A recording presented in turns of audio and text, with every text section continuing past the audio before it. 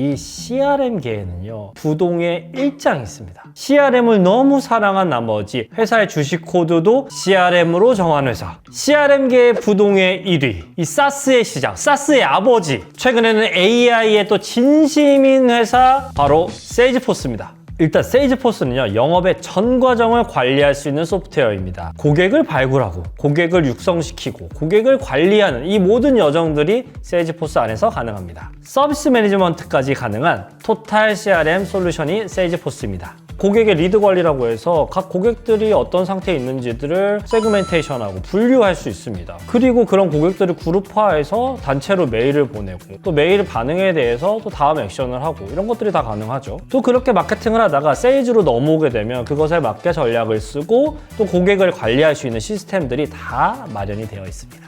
고객이 뭔가 우리 웹사이트에 문의를 남기게 되면 그 고객이 어떤 고객인지, 어떤 회사 사람인지, 또 무엇을 하시는 건지, 무슨 문의가 있는지를 다 분류할 수 있습니다. 그렇게 또 이제 분류를 하게 되면 그 분류에 맞는 그 다음 전략들이 다 이미 설계가 되어 있거든요. 거기에 맞게 고객들을 자동화해서 촉촉촉촉 관리할 수 있는 게 세일즈포스의 가장 큰 장점입니다. 세일즈포스에는 크게 3가지의 모듈이 있습니다. 세일즈 클라우드, 마케팅 클라우드, 서비스 클라우드가 있습니다. 고객의 DB를 확인하고 또 회사별 DB를 확인하는 것들은 공통적으로 있지만 세일즈 클라우드를 쓰게 되면 일단 딜 파이프라인이라고 해서 각각 딜 스테이지에 맞게 거래의 단계에 맞게끔 고객을 체계적으로 관리할 수 있는 기능들이 탑재가 되어 있고요. 그 다음 마케팅 클라우드의 경우에는 가장 큰 기능은 고객에게 자동으로 대량의 메일을 보낼 수 있다는 겁니다. 이 외에도 다양한 마케팅 전략을 사용할 수 있는 기능들도 포함이 되어 있고요. 서비스 클라우드는 가장 대표적인 기능은 고객의 응대를 티켓화해서 관리할 수 있다는 겁니다. 이게 무슨 말이지? 쉽게 생각하면 고객에 들어온 우리가 문의를 메모해서 쪽지로 이런 문의가 있어요 하고 넘겨주잖아요. 그런 것들을 웹상에서 또 클라우드 상에서 관리할 수 있다는 게 가장 큰 장점입니다.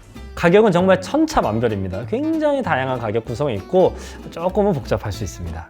다양한 서비스와 또 세부적인 옵션들이 있으니 한번 알아보시면 좋을 것 같습니다.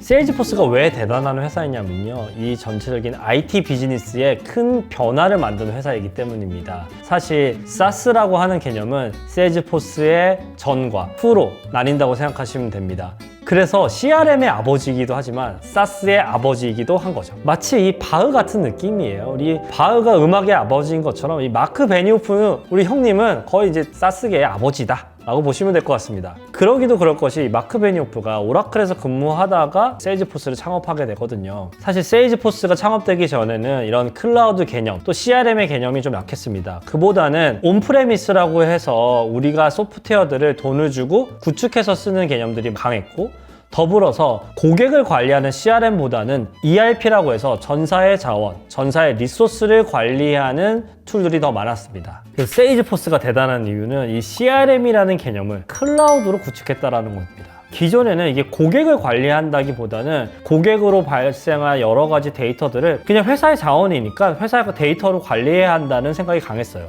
즉, 고객 중심으로 데이터를 관리하는 게 아니라 회사 입장에서, 사용자 입장에서 데이터를 관리해 왔던 거죠. 그런데 CRM이 도입되고 나서는 고객 중심으로 데이터를 관리하고 고객에게 어떤 가치를 줄지, 또 고객에게 어떤 혜택을 줄지, 고객에게서 어떻게 더 매출을 만들어낼지의 관점으로 관리의 가치가 변하다 보니까 전반적인 비즈니스, 생태계, 또 방식 이런 것들이 다 바뀌게 된 겁니다. 그런데 더더더더 대단한 거는 이것을 기존의 소프트웨어 방식으로 풀지 않고 클라우드 방식으로 풀었다는 거죠. 마크 베니호프는 이 클라우드의 아이디어를 아마존에서 갖고 왔다고 해요. 이 소프트웨어도 아마존처럼 할 수 없을까? 라는 생각에서 착안을 했다고 하는데, 이것이 현재의 클라우드 컴퓨팅의 거의 시초가 됐다고 보시면 될 것 같습니다. SaaS의 시작은 세일즈포스다. 요거 기억하시면 됩니다. 그리고 한 발 더 나아가서 세일즈포스는 각 기업의 요구사항들을 커스터마이징하는 영역마저도 클라우드로 구축을 했습니다. force.com이라는 것을 통해서 고객의 다양한 요구사항들을 개발보다는 관리자 메뉴에서 옵션을 선택할 수 있는 방식을 채택했던 거죠. 그리고 또 한 발 나아가서 무엇을 했냐 하면, 그거보다 더 많은 고객의 요구사항이 있는 것들은 앱 익스체인지라는 생태계를 만들어서 다양한 개발자들이 만든 마이크로한 앱들을 서드파티로서 구축할 수 있는 생태계를 조성했습니다. 사실 지금이야 이런 서드파티 앱들, 또 여러분들 뭐 구글 같은 거 보면 여러 가지 플러그인들 보시지 않습니까? 그런 것들이 굉장히 활발하고 대중적이 됐지만 이때만 해도 뭐 혁신이었던 겁니다. 아버지 존경합니다. 이 캐릭터들도 진짜 귀여워요. 세일즈포스는 캐릭터를 정말 잘 활용합니다. 이 어려운 IT의 개념들을 캐릭터로 다 풀어서 설명을 했어요. 너무 좋았던 것 같아요. 2016년에 AI가 나왔을 때 조금 어려웠는데 그거를 아인슈타인으로 풀었잖아요. 아인슈타인 캐릭터를 쓰면서 AI가 무섭지 않고 친근하게 느껴지면서도 개념도 잘 설명해주고, 세일즈포스의 장점은 SaaS와 CRM의 장점을 모두 가지고 있다고 보시면 되고요. 이 CRM을 중심에 두고 물류나 혹은 IT나 혹은 커머스나 모든 분야들을 다 커버할 수 있는 메뉴들이 구축이 되어 있습니다. 그래서 여러분들이 어떤 산업군에 있든지 세일즈, 마케팅, 서비스 이런 것들을 다 커버할 수 있고, 이외의 업무들도 서드파티 앱 생태계를 통해서 여러분들이 좋은 케이스를 만들어 갈 수 있다는 게 장점입니다. 물론 단점도 있습니다. 최근에는 CRM들이 각 고유의 전문 분야별로 출시가 되고 있기 때문에 어떤 버티컬로 뾰족한 업무를 하기에는 세일즈포스의 CRM이 조금 방대하고 조금 복잡해 보일 수 있습니다. 그리고 엔터프라이즈하게 전사적인 부분들을 관리할 수 있는 메뉴들, 기능들이 많다 보니까 러닝 커브도 조금은 각오하셔야 합니다.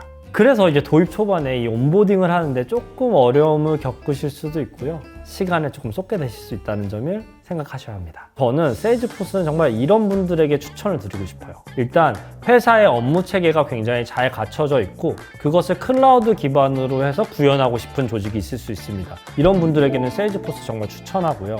특히 세일즈, 마케팅뿐만 아니라 재고 관리, 그리고 고객 관리 이런 부분까지 거의 ERP 수준으로 이 모든 것들을 구축하고 싶으신 분들이 있다라고 하시면 세일즈포스 강추입니다. 그런데 이제 추천 안 하고 싶은 분들은 이제 딱 마케팅 업무 하나 혹은 세일즈 업무 하나, 우리 팀 단위 안에서 어떤 업무를 조직적으로 딱딱딱 해야 된다라고 하면 세일즈포스를 쓰는 것보다는 다른 CRM 툴들을 고려해 보시는 건 어떨까요? 하지만 팀 단위에서 시작해서 전사적으로 확장할 가능성이 있고 이것을 TF처럼 좀 테스트하면서 점점점 늘려나갈 계획이 있으시다 라고 하시면 세일즈포스를 검토해 보시기를 추천드립니다.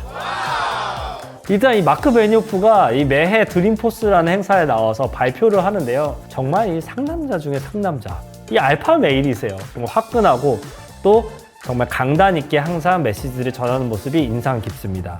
그리고 이전 직장 상사인 이 오라클의 레리 앨리슨을 만나서 단판 승부를 하거나 토크를 하거나 이런 것들 보면 진짜 상남자긴 해. 제가 이분을 이제 상남자라고 이야기하는 가장 큰 이유는 이 유망한 IT 회사들, 사스 회사들이 인수하는 데 있어서도 거침이 없었다는 거죠. 이 데이터 시각화에 있어서 가장 좋은 기술력을 가지고 있고 엄청난 상품성을 가지고 있었던 태블로를 인수한 거는 정말 신의 한 수였다고 생각이 들고요. 여기서 끝인 줄 알았는데 불과 2년 만에 슬랙이라는 정말 최고의 메신저 회사를 인수함으로써 어떻게 보면 세일즈포스는 정말 고객들이 원하고 있고 또 사업적으로 무엇이 필요한지를 정말 잘 알고 그때그때마다 한 수를 도왔던 것 같습니다. 이 기업용 메신저계의 절대 강자인 슬랙을 인수하면서 완벽한 디지털 워크플로우 그리고 CRM 생태계를 구축하는 데 성공했습니다. 그래서 그런지 몰라도 이 포춘 500대 기업 중에 90% 이상이 세일즈포스를 사용한다고 합니다. 세일즈포스는 이 독특한 조직 문화를 갖고 있는 걸로도 알려져 있습니다. 오하나라는 개념이 있는데요. 오하나는 하와이어로 가족을 뜻하는 말입니다. 그만큼 회사 안에서 가족 문화를 중시하기도 하고 관계 문화를 중시하는 회사입니다. 회사 안에서 구성원 간의 관계를 중요시하는 것뿐만 아니라 고객과의 관계도 중요하게 생각하는 회사 문화를 가지고 있어요. 그 중에 대표적인 것으로 매년 샌프란시스코에서 열리는 드림포스를 꼽을 수 있습니다. 드림포스는 정말 이 사스계에서 가장 큰 행사이기도 하고 심지어 이 샌프란시스코에 가면 세일즈포스 공원이 있어요. 이 드림포스 열릴 때 보면 그냥 세일즈포스의 도시가 되는 겁니다. 샌프란시스코가 세일즈포스가 돼버리는 거예요. 그래서 이런 행사를 통해서 고객들이 서로 만나고 정보를 교류하고 또 많은 네트워크를 갖는 사스계의 대표 행사로 자리 잡았습니다. 우리나라 이런 거 좀 해야 되는데. 자, 그럼 세일즈포스는 앞으로 어떻게 될까요? 세일즈포스는 사실 우리나라의 삼성전자보다 훨씬 더 많은 시가총액을 가지고 있는 회사입니다. 작년 매출도 약 350억 달러에 달할 정도로 엄청난 매출 규모를 자랑하고요. 최근에는 조금 주춤하긴 했지만 매해 거의 10%, 11%씩 상장하는 추세를 가지고 있는 회사입니다. 그리고 세일즈포스는 일찍이 AI를 알아보고 AI의 진심이었어요. 거의 10년 동안 이 AI에 대해서 계속 강조하고 진심이었던 회사였습니다. 그래서인지 그 어떤 회사보다 이 AI에 대해서 발빠르고 혁신적입니다. 벌써 작년부터 이 AI 에이전트에 대해서 계속 강조하고 벌써 서비스로 개발을 하기 시작했어요. 아마도 이런 CRM, 또 SaaS에 AI 에이전트가 도입되는 것, 그리고 가장 선두주자에 있는 것이 앞으로도 세일즈포스가 아닐까라는 생각을 전 하게 됩니다. 세일즈포스가 이 클라우드와 CRM의 가치에 대해서 일찍이 알아본 것처럼 이 AI의 가치에 대해서도 일찍이 알아본 것 같습니다. 앞으로 이것을 어떻게 풀어갈지 저는 정말 기대가 돼요. 오늘은 CRM과 SaaS계의 터줏대감 세일즈포스에 대해서 알아보았습니다. 마크 베니오프가 CRM과 SaaS를 일찍이 알아봤던 것처럼 여러분들도 업무할 때 필요한 SaaS를 일찍이 알아보고 싶으시면 저희 채널을 구독해주세요. 일맛의 스탠리였습니다.